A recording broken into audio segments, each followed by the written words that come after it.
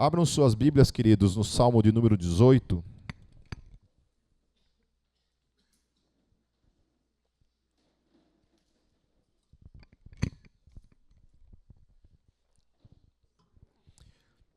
O título dessa pregação hoje é A Rocha dos Justos. Quero orar mais uma vez por esse momento. Deus, nós queremos colocar nossas mentes em Tuas mãos, Senhor. E oramos para que o Teu Espírito, que está nesse lugar, venha abrir o nosso entendimento, iluminar o nosso ser na sua totalidade, trazendo esclarecimento, trazendo vida para o nosso espírito, que tem fome e sede da Tua palavra. Em Teu nome, Jesus, eu oro. Amém. Então, Deus havia livrado Davi de toda a perseguição que ele sofreu por causa do rei Saul, que foi um rei que, não por escolha de Deus, mas por escolha dos homens que queriam de toda forma ter um rei que não fosse apenas um sistema teocrático, né, mas fosse um sistema também, de alguma forma, monárquico, reinado por um tipo de rei terreno, e não se davam por contente de ter apenas Deus como seu rei, porque até então Deus era o rei de Israel. Foi Deus quem libertou Israel do Egito, e Deus era o rei, Deus era o que estabelecia todo o juízo, era ele quem dava as leis para Israel até então. Então chega nesse momento, o momento dos reis, que é quando o povo, de alguma forma, está um pouco indignado com o reinado de Deus, não está contente com o reino de Deus, com o reinado de Deus, melhor falando, e eles decidem então que eles querem um homem reinando sobre eles, que um homem se tornasse um rei. Aí Deus fala, então tá, então eu vou dar para vocês um rei segundo o coração de vocês, e deu o tal do rei Saul, que foi um homem que a princípio começou acertando as coisas, mas em seguida ele começou a fazer coisas por si mesmo, ele quis de alguma forma dar uma ajuda para Deus em alguns aspectos, como se Deus não soubesse de fato fazer as coisas, ou projetar as coisas, ou planejar as coisas.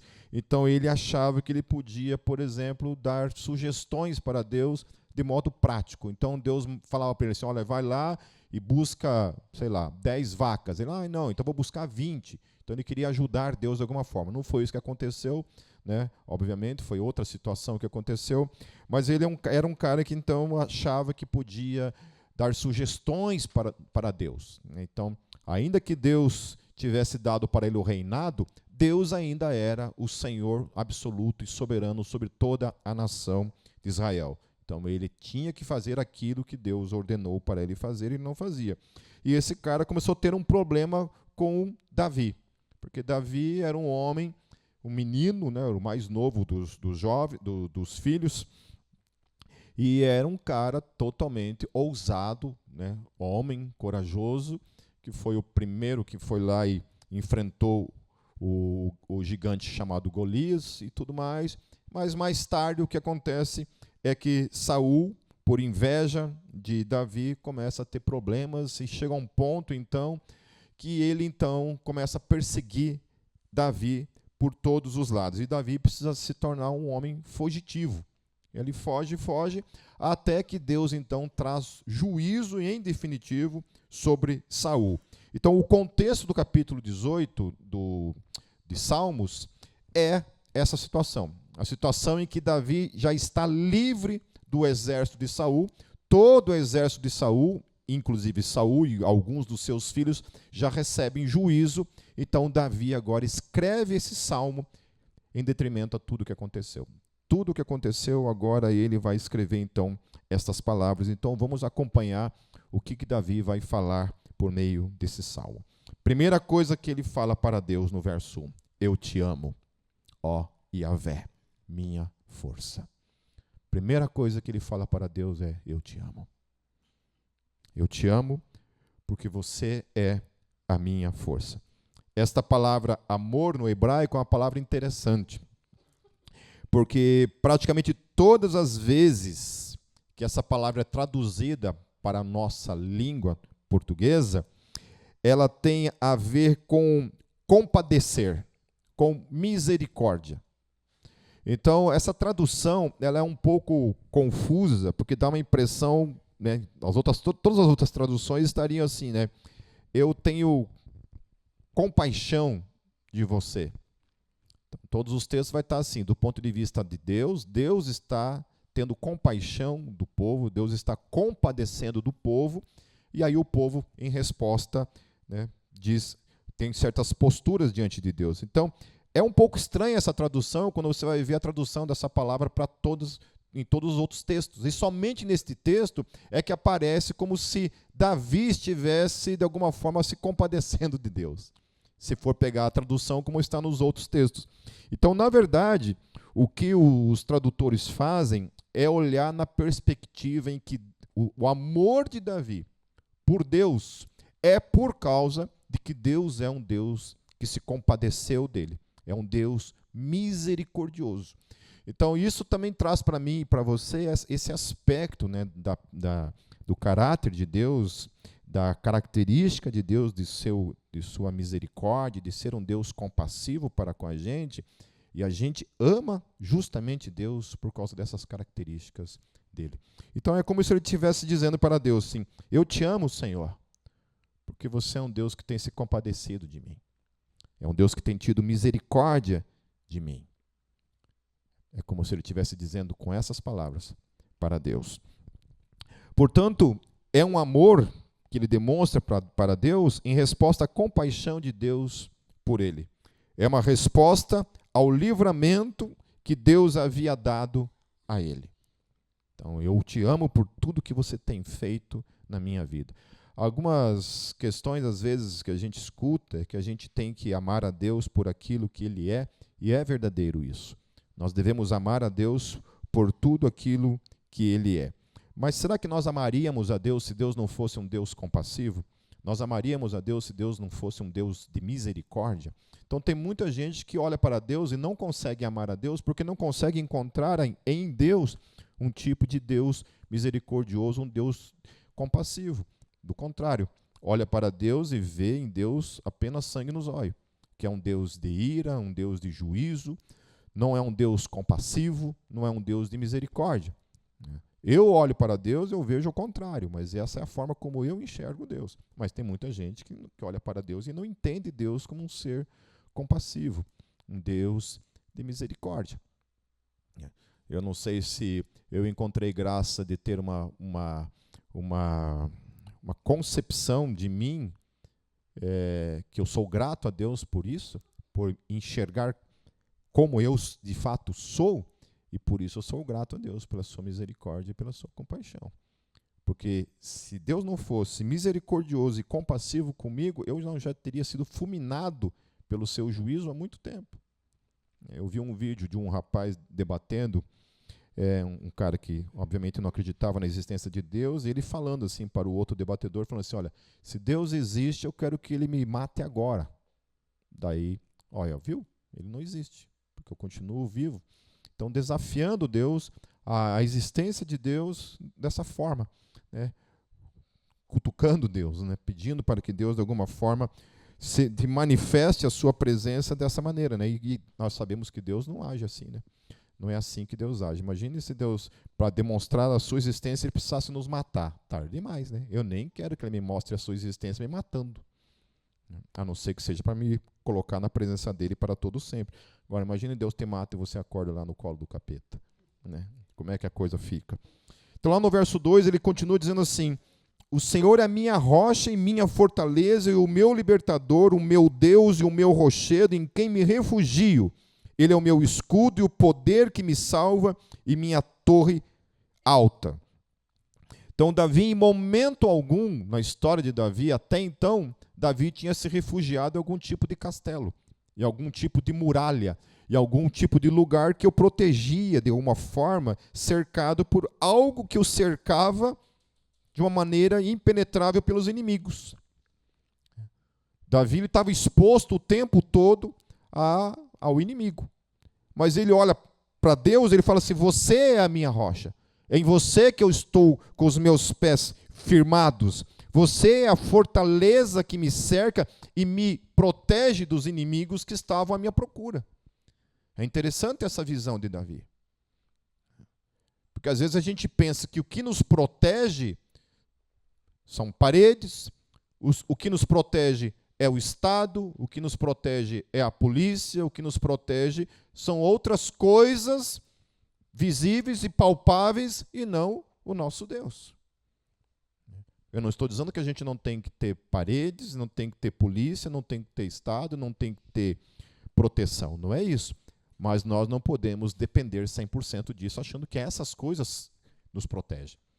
Quem nos protege é o Senhor. Eu fico pensando, né, na minha casa, eu morei em apartamento por, sei lá, uns 15, 16 anos,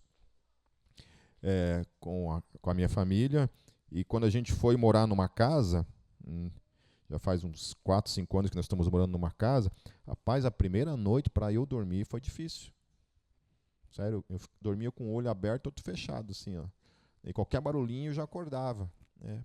Porque um apartamento supostamente é mais seguro e morar em casa realmente não é tão seguro, né? Ainda mais porque eu conheci uma pessoa que era policial e ele falou para mim, olha, em Curitiba a média de assaltos às casas são de 40 casas por dia, são assaltadas todos os dias, 40 casas, né? Falei, Senhor, que hoje não seja a minha, não esteja entre as 40, né? Ainda mais comigo em casa. Então foi difícil se adaptar a esse tipo de vida vivendo em casa. Mas, ao mesmo tempo, é assim, né? Você pode estar com as portas fechadas, você pode estar com um guarda na porta da tua casa. Se o Senhor não guardar a casa, em vão vigia. Qualquer um que seja. Amém? Então, para Davi, em momento algum ele se refugiou dentro de um castelo cercado de muralhas que o protegiam. Deus era o lugar que o cercava de cuidados e proteção. Mais uma vez, né, Davi ele traz para nós essa perspectiva de que Deus não é somente uma pessoa a qual nós cremos e nós amamos. Deus é, de fato, um lugar aonde nós habitamos. Deus é esse lugar que nos cerca. Então a gente habita ao mesmo tempo em Deus. Nós estamos cercados por Ele, protegidos por Ele o tempo todo. Ou não? Amém? Certo? Quando você sai na rua, você não morre por uma bala perdida, não é porque você tem sorte. Que você é uma pessoa sortuda e a pessoa que morre é uma pessoa azarada. Não. Se você não morre, é porque o Senhor está te protegendo o tempo todo. Então você imagina se Deus mostrasse para a gente, olha filho, antes da gente dormir, olha, deixa eu dar o relatório dos livramentos que você passou no seu dia hoje. Hoje, a hora que você atravessou ali, eu livrei você de ser atropelado. Hoje você podia ter pego lá um vírus mortal e isso não aconteceu. Hoje você podia ter tropeçado, batido com a cabeça numa quina e ter morrido. Hoje você podia ter batido o carro e ter morrido. Hoje você podia ter levado um tiro. Hoje você podia ter sido assaltado. Hoje podia ter acontecido, um avião podia ter caído na tua cabeça. Né? Pessoas, talvez assim a gente...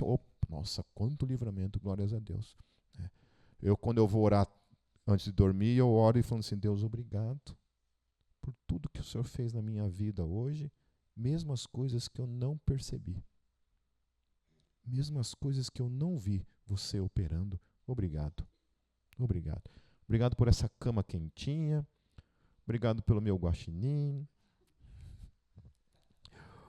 Obrigado pela Hannah que está aqui abraçada em mim. Né? E a gente dorme assim, agarradinho, louvando a Deus, porque meu filho está na cama dele dormindo. E é isso aí. Amém? Certo? Amém? Porque às vezes a gente precisa perder as coisas para daí ver, nossa, isso tinha valor. Isso tinha valor. Para mim, eu tenho uma concepção, queridos, que quando a Bíblia fala de pobres, questão da pobreza ali era literalmente pessoas que não tinham o que comer, não tinham onde morar e literalmente passavam por necessidades. Sério.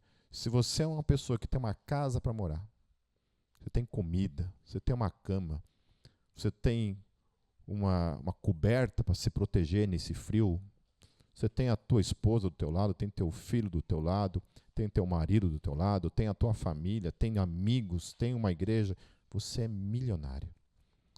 Essas coisas têm um valor absurdo, sabe? Então, ser contente, estar contente o tempo todo com essas coisas, é a maior resposta de gratidão que a gente pode dar para o nosso Deus, por tudo aquilo que Ele tem feito em nossas vidas.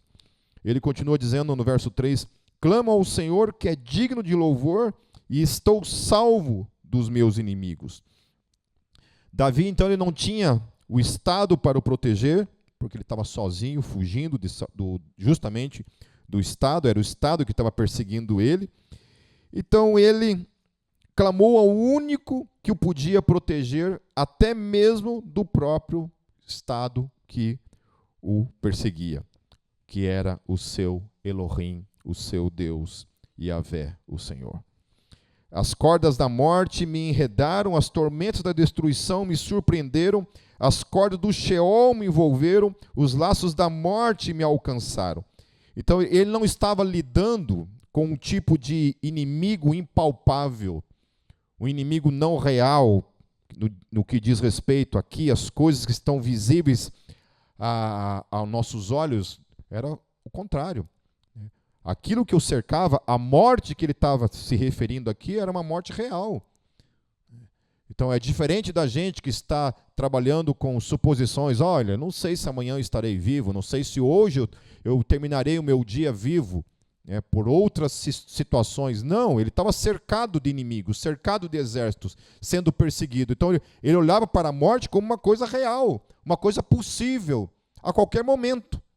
E diante dessa possibilidade, então, ele se agarra em Deus como a sua proteção, aquele que o livraria desses laços de morte. Amém? Certo? Então nós também não precisamos passar por situações assim para sermos absolutamente gratos a Deus. Na minha aflição clamei ao Senhor, gritei por socorro ao meu Deus. Do seu templo ele ouviu a minha voz, meu grito chegou à sua presença, aos seus ouvidos. Então, uma coisa interessante também nesse texto, queridos, porque ainda que Davi fosse esse homem de tamanha fé e tamanha confiança, o texto diz que ele teve aflições. Então, a gente muitas vezes pensa que por crer em Deus, por acreditar nesse tipo de Deus que nós cremos, a gente pensa que muitas vezes, por ser esse tipo de Deus, ele não nos permitirá passar por qualquer tipo de aflição. Então, Davi está falando aqui, olha, ainda que eu cresça em Deus, ainda que eu tivesse essa confiança, ainda que eu cria que Ele me protegesse, que Ele era a minha fortaleza, que Ele era a minha rocha, que Ele era o meu escudo, aquele que estava me livrando do mal, não significa que Ele não está passando por um momento de aflição, de que Ele não estava aflito. Então, nós podemos, ainda que cremos nesse Deus, ainda que confiamos nesse Deus, nós podemos passar por aflições. Podemos passar. Todos nós passamos por aflições.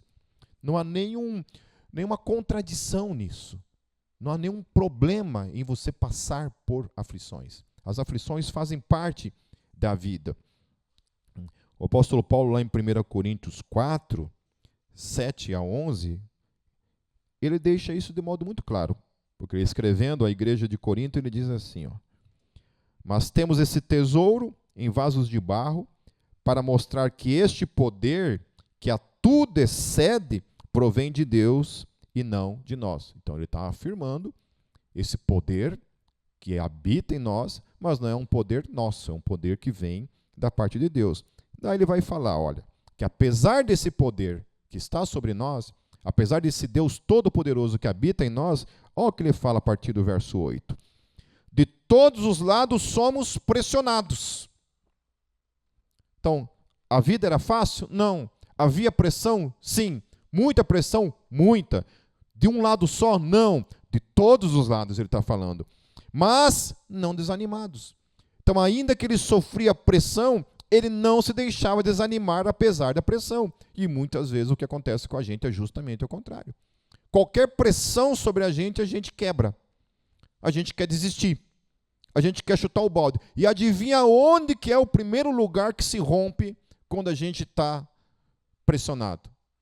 É Deus. Ao invés de Deus ser o lugar para onde a gente primeiramente corre quando está sendo pressionado, Deus acaba sendo o lado da corda que sempre estoura na nossa vida. Quantas e quantas pessoas você conhece que abandonaram Deus porque passou por pressão?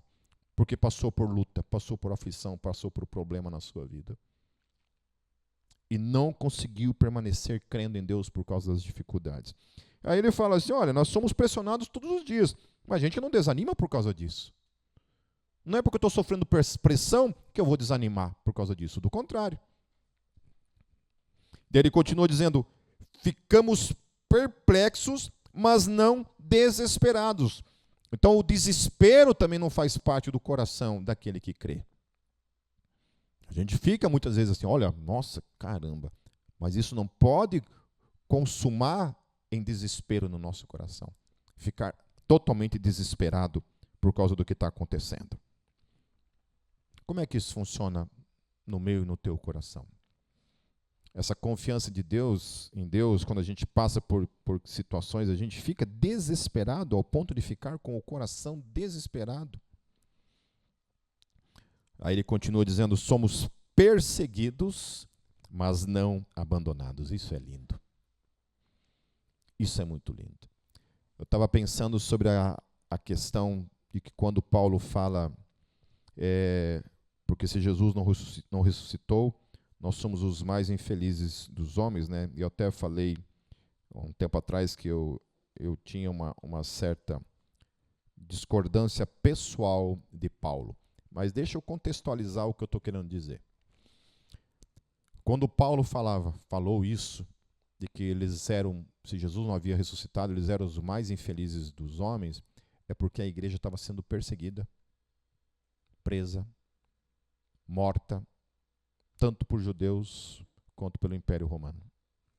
Então ele estava falando, literalmente estava falando assim, olha, se Jesus não ressuscitou, a gente está morrendo à toa. Ele não era um tipo de crente como nós, que acordamos todos os dias e temos o nosso devocional, a gente vai trabalhar, final de semana a gente vem para a igreja, a gente pode andar na rua com uma camiseta escrita 100% Jesus. A gente não é.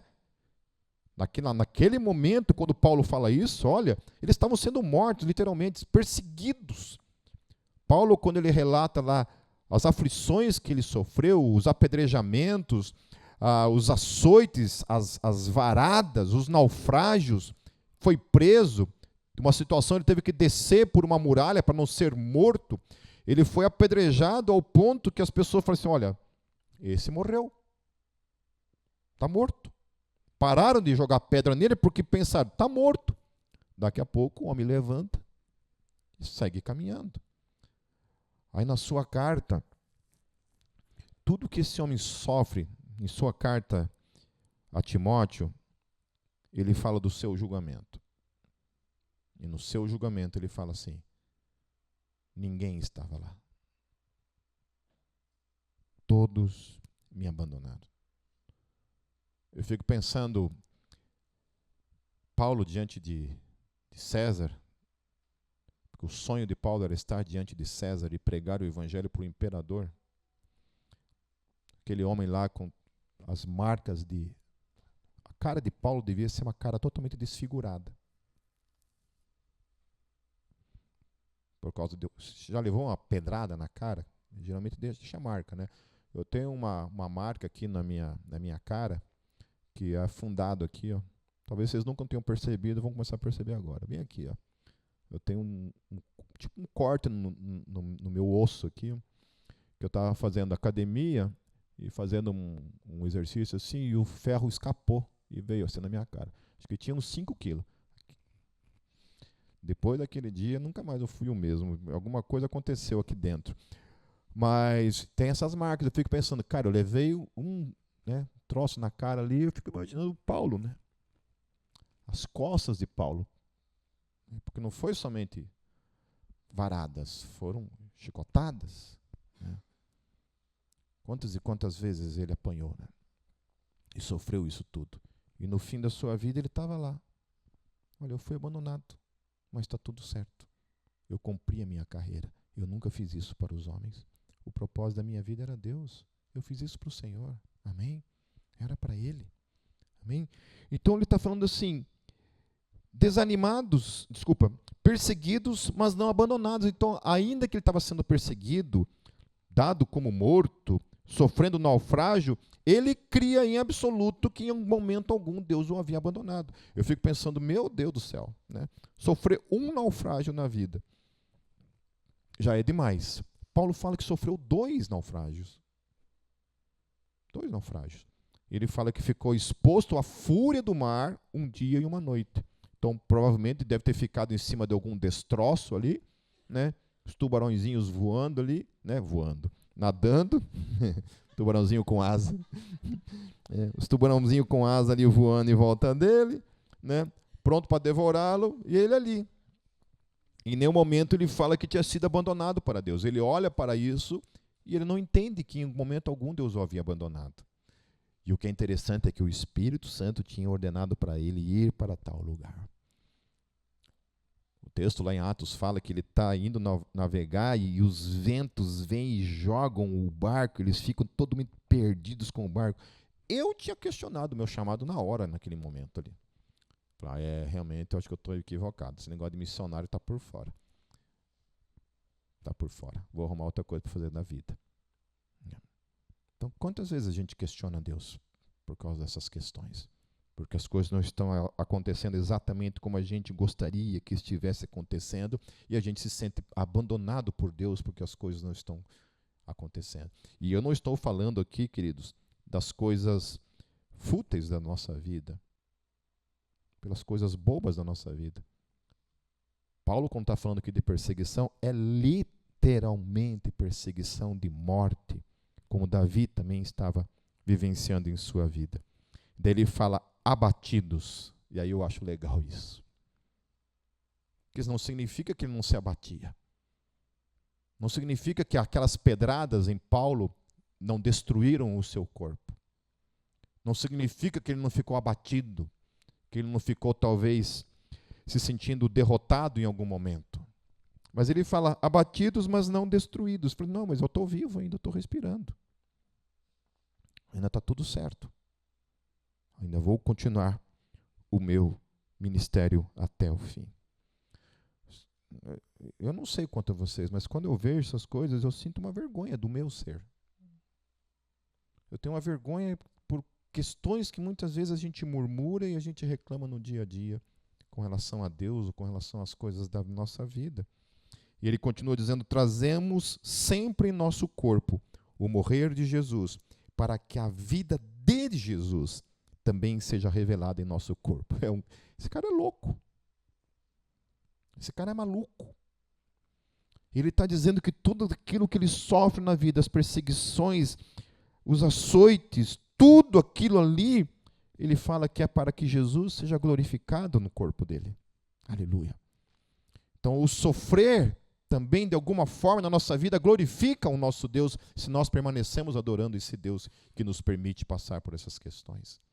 Porque não tem algo que confunde mais a cabeça de Satanás, meus queridos, que confunde mais a mente do diabo, do que um crente que está passando por problemas, surra, apanhando, sofrendo todo o ataque do mundo, das trevas contra a sua vida, ainda assim ele permanece adorando esse Deus, glorificando esse Deus, sendo grato a esse Deus.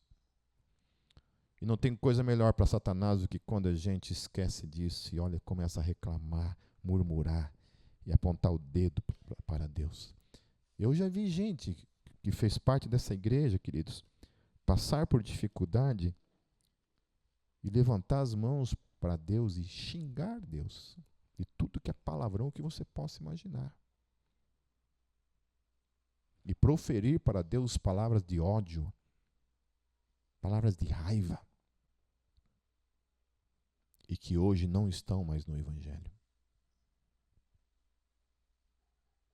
E eu não estou falando de uma pessoa, estou falando de várias pessoas que eu já vi passando por isso. e entrando nesse tipo de loucura, de insanidade. Pois nós que estamos vivos somos sempre entregues à morte por amor a Jesus. Aleluia. Para que a sua vida também se manifeste em nosso corpo mortal. Então Paulo olhava para a morte e falava, olha, não importa, se Deus vai ser glorificado na minha morte, que assim seja. Que assim seja. Voltando lá em Salmos, no verso 7, queridos, ele vai dar uma descrição bem interessante da forma como Davi viu tudo o que aconteceu com o exército de Saul. Davi não estava lá vendo o que estava acontecendo, os filisteus destruindo o exército de Israel e inclusive matando Saul e seus filhos. Ele não estava lá vendo nada disso, do que estava acontecendo. E ele então poetiza, de alguma forma, o agir de Deus contra esse exército da seguinte maneira. Ele fala assim: a terra tremeu e agitou-se, e os fundamentos dos montes se abalaram. Estremeceram porque ele se irou. Das suas narinas subiu fumaça, da sua boca saíram brasas vivas e fogo consumidor. Ele abriu os céus e desceu, nuvens escuras estavam sob os seus pés. Montou um querubim e voou, deslizando sobre as asas do vento. Fez das trevas o seu esconderijo, das escuras nuvens cheias de água, o abrigo que o envolvia. Com o fulgor da sua presença, as nuvens se desfizeram em granizo e raios, quando dos céus trovejou o Senhor e ressoou a voz do Altíssimo. Atirou suas flechas e dispersou os inimigos, com seus raios os derrotou. O fundo do mar apareceu e os fundamentos da terra foram expostos pela tua repreensão, ó Senhor. Com o forte sopro das tuas narinas, das alturas estendeu a mão e me segurou, tirou-me das águas profundas, livrou-me do meu inimigo poderoso, dos meus adversários fortes demais para mim. Eles me atacaram no dia da minha desgraça, mas o Senhor foi o meu amparo. Ele me deu total libertação, livrou-me porque me quer bem. Olha que coisa linda.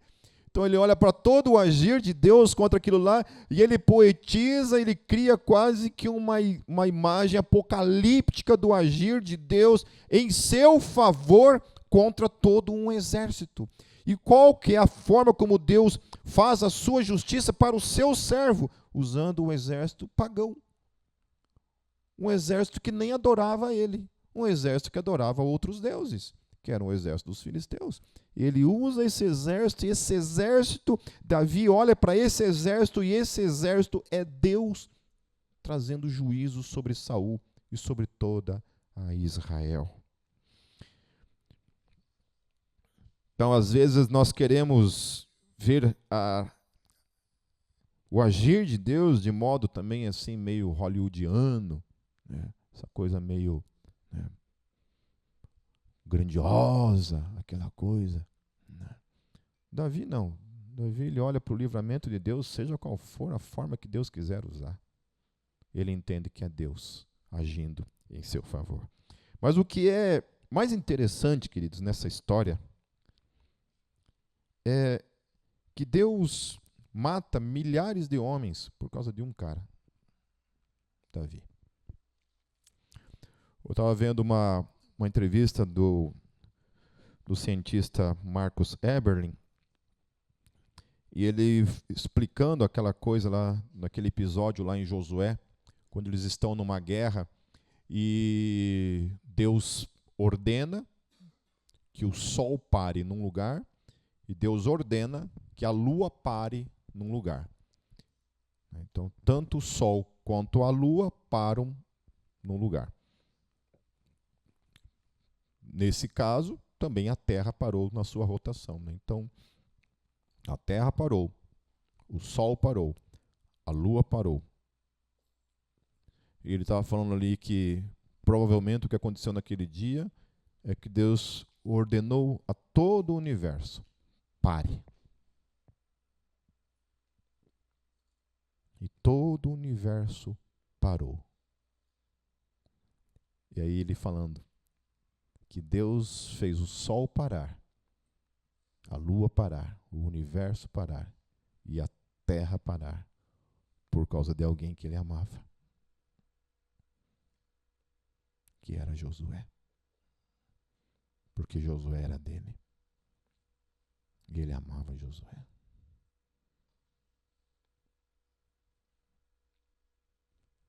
Esse é o Deus que te ama. Que é capaz de parar as estrelas, parar a rotação da terra, parar todas as coisas, porque Ele te ama.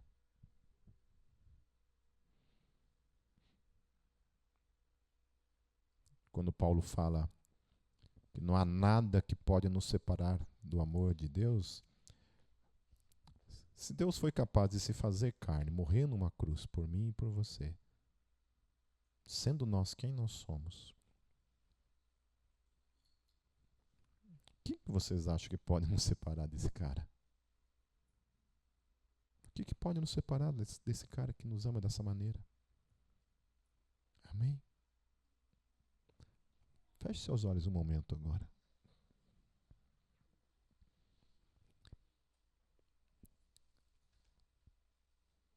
E reflita sobre isso.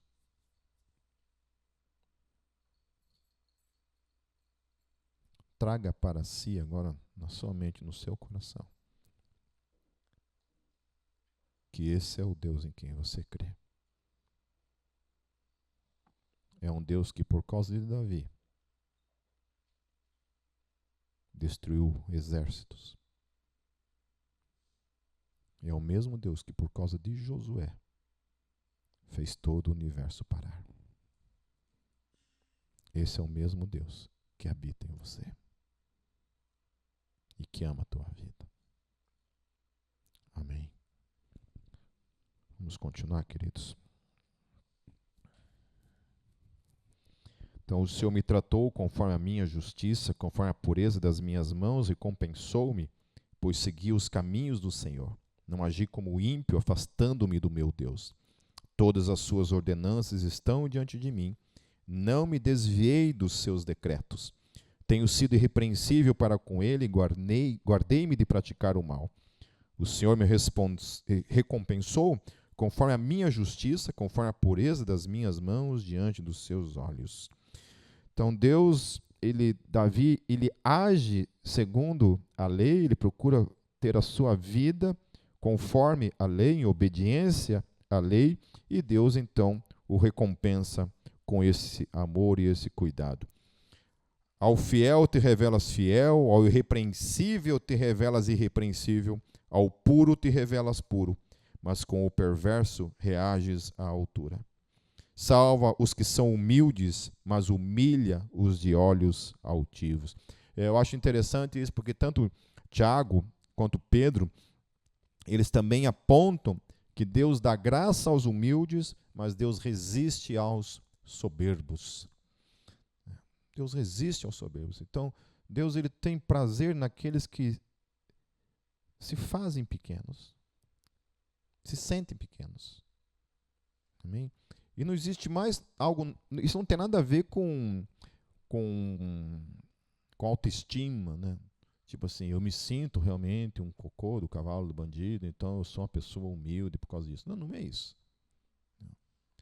Que humildade tem tudo a ver com que você tenha consciência do seu potencial, daquilo que você faz, daquilo que você tem como potencialidade na sua vida, mas ainda assim mas mesmo assim eu não sou melhor do que ninguém. Mesmo assim. É preferível ser pequeno. Preferível.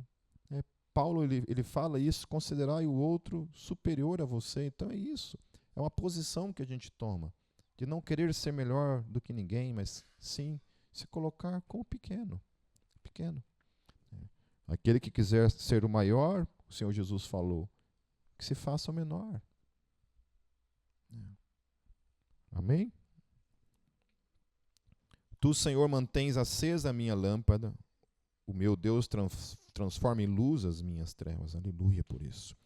Com o teu auxílio posso atacar uma tropa. Com o meu Deus posso transpor muralhas.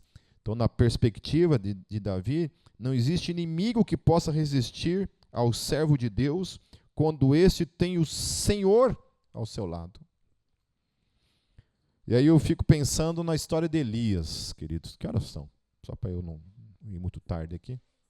Oi? 7h37. Quando eu penso nisso que Davi está falando, isso me remete à história de Elias. Lá o texto fala que Elias desafia 500 profetas de Baal e ali 400 profetas de Aserá. Então são dois tipos de profetas que ele está desafiando. Então são mais ou menos ali 850 profetas, que um único profeta, o profeta do Deus de Israel, Elias, desafia. E aí ele fala para os profetas de Baal, olha, agora vocês vão fazer um altar ali, né? O desafio é esse. Vocês vão trazer um altar, vocês vão oferecer ali os sacrifícios em cima desse altar, né? Mas não vão botar fogo. Não, só coloque ali em cima. Então, se Baal é Deus, vai descer fogo do céu e vai consumir o holocausto de Baal, porque Baal é Deus. Certo? E aí fizeram lá o desafio, colocaram lá e oraram, e fizeram um momento de worship ali, né? Tocaram uns Hillsong lá, umas coisas lá, né? Tocaram uns louvores lá e nada. Nada de fogo do céu sobre aquele holocausto. Aí Elias ainda tirou um sarrinho, né? Olha, grita mais alto, porque era uma reunião meio pentecostal, um negócio ali, né? Eles desce fogo e não descia fogo, né? E aí Elias falava, olha, grita que vai ver que o Deus de vocês está meio surdo, né? E é isso que o texto fala. Então Elias vai lá e dá uma cutucada ainda. E aí nada acontece. Aí Elias, somente ele e o seu Deus, contra aqueles 850 profetas que estão ali, ele fala assim, agora aqui. Ó. Aí ele pega, traz uns balde de água aí e encharca de água. E aí trazem as águas, né? Derrama água e encharca o negócio, ao ponto de o texto dizer que se forma tipo como se fosse quase que um rio em volta do holocausto, de tanta água que foi jogada. Portanto, era impossível aquilo pegar fogo por qualquer método que fosse humano. Não tem como pegar fogo.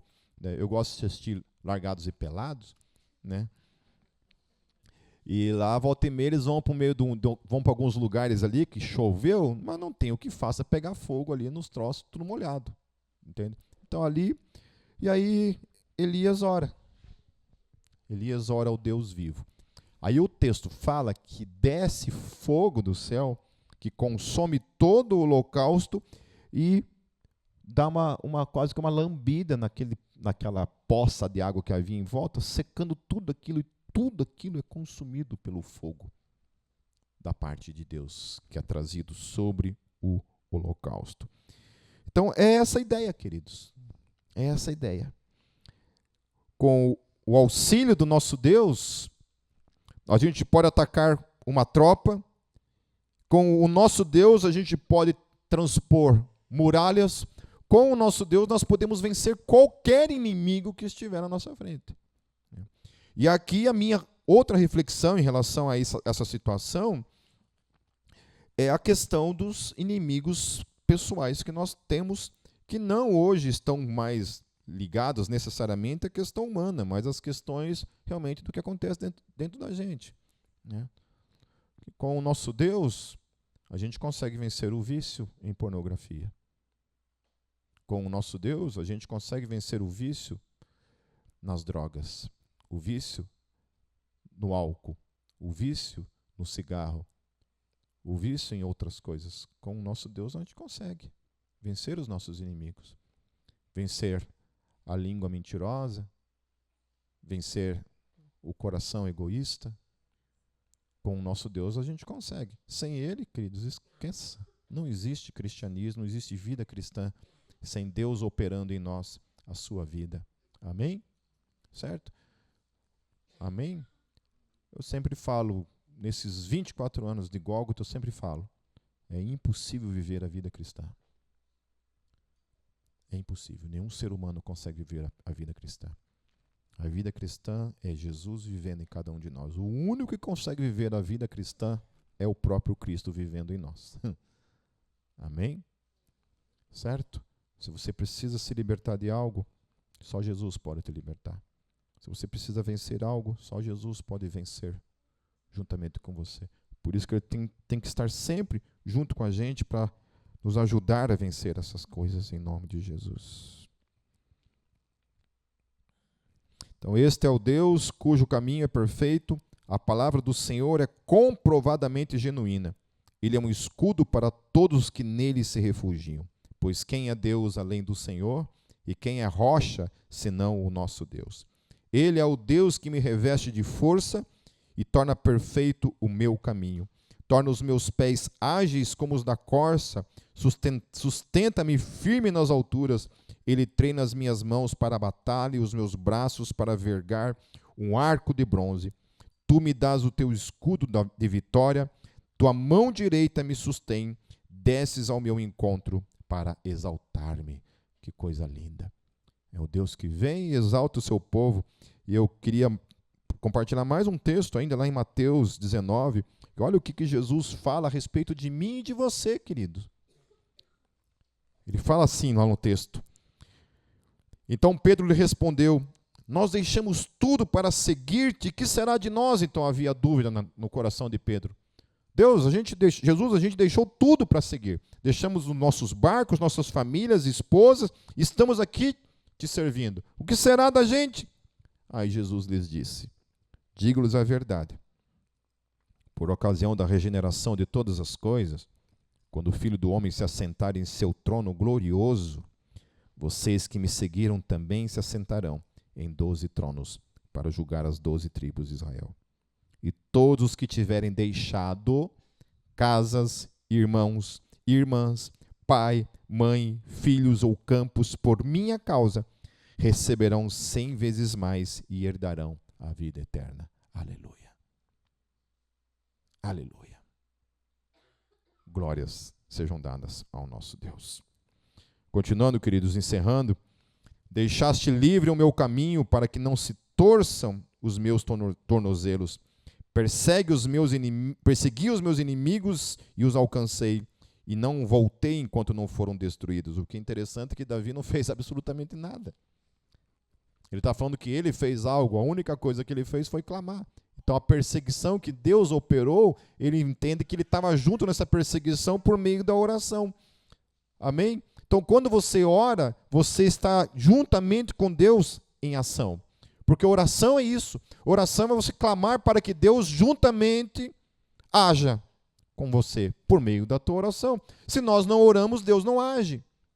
Mas se nós oramos, Deus age, e o agir de Deus é como se você estivesse lá. Por isso a importância de quando a gente ora por pessoas do mundo todo, por alguém que está doente. Quando eu estou orando por alguém que está lá no hospital doente, eu estou lá naquele hospital junto com aquela pessoa, porque a oração está lá, presente, agindo na vida daquela pessoa. Massacrei-os e não puderam levantar-se jamais debaixo dos meus pés. Deste-me força para o combate, subjugastes os que se rebelaram contra mim. Puseste os meus inimigos em fuga e exterminei os que me odiavam. Gritaram por socorro, mas não houve quem os salvasse. Clamaram ao Senhor, mas ele não respondeu. Eu os reduzi ao pó, pó que o vento leva, pisei-os como a lama das ruas. Então, novamente, Davi não fez isso de modo concreto, real. Davi não pisou em ninguém. Davi não matou Saul. Davi não destruiu o exército dos filisteus e nem o exército de Israel. Ele não operou isso, mas a oração dele fez Deus agir e destruir os seus inimigos. Tu me livraste de um povo em revolta, fizeste-me o cabeça das nações, um povo que não conheci, sujeita-se a mim. Assim que me ouvem e me obedecem, são estrangeiros que se submetem a mim. Todos eles perderam a coragem, tremendo, saem das suas fortalezas. O Senhor vive, bendito seja a minha rocha, exaltado seja Deus, o meu Salvador. Este é o Deus que em meu favor executa vingança, que a mim sujeita as nações. Eu acho interessante essa visão de Davi, né? Ele se coloca, não, é por causa de mim mesmo que ele está fazendo isso. É porque eu creio nele. Esse é o Deus que responde à minha oração. É o Deus que age segundo a justiça. É o Deus que sabe que eu estou sendo perseguido injustamente. E é o Deus que Ele vai lidar com cada um dos meus inimigos na minha vida. Amém, queridos? Amém? Isso é viver em dependência total e absoluta desse Deus. É o Deus que é capaz de mover mesmo. Não duvide jamais disso, que Deus é capaz de mover todas as coisas porque Ele te ama. Porque Ele é um Deus que responde orações. Tu me livraste dos meus inimigos, sim, fizeste-me triunfar sobre os meus agressores, e de homens violentos me libertaste. Por isso eu te louvarei entre as nações, ó Senhor. Cantarei louvores ao teu nome. Ele dá grandes vitórias ao seu rei. É bondoso com o seu ungido, com Davi e os seus descendentes para sempre. Amém. Deus é a nossa rocha. Amém? É a rocha das nossas vidas.